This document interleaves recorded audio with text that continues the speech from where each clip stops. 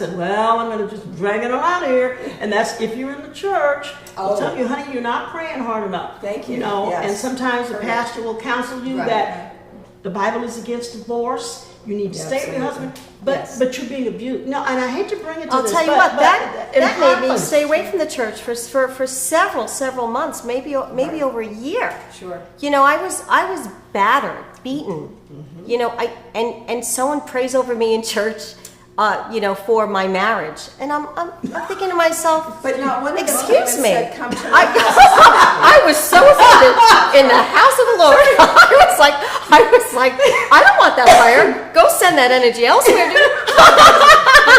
I'm running for my life. Right? Yeah, Well, they yeah. didn't come up and say, let me help you. Let me, Yeah. here's some money. Let me get you in an apartment. They didn't do that, did they? They said, you just need to pray harder, Yeah. honey. That's what I heard.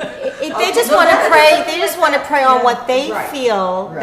that you know, even like the tradition of religion. I know teaches. it's well-meaning. It's well-meaning. And- Well-meaning, well, but well-meaning, those but are the prayers that makes them feel better. I was But thinking the it's- same thing. But it's actually. also That's about them. doctrinal. Yeah. It's doctrinal. That's what I was trying to get Now, at. it's doctrinal because the marriage is supposed to be sacred. God puts the man and the woman together, you know, in the beginning. But look, he didn't put me with this man. I put myself with that man.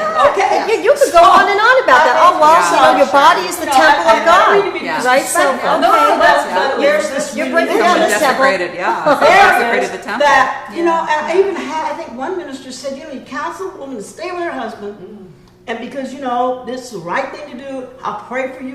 The man killed her. Yes. Yes, You know, and this is so what did the pastor feel guilt?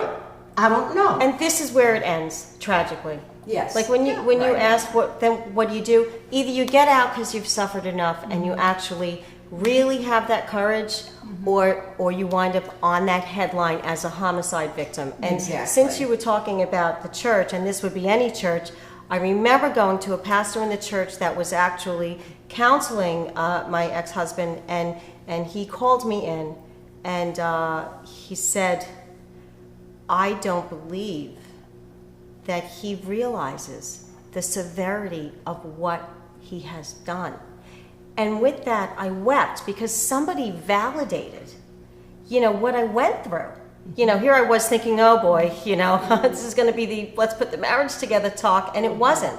And I said, you know, I've been crying this out to whoever I could, as people in the community, to understand this, and it was so refreshing to hear that. And I think that, you know, the viewers need to know also, when someone comes into your path that you even suspect is undergoing some kind of domestic violence, you go with your instinct and step out, just even if it's just is you know, is there something I can do? Not asking, not prying, and let someone speak their heart. They can't speak their heart if someone's not opening up their heart. Right.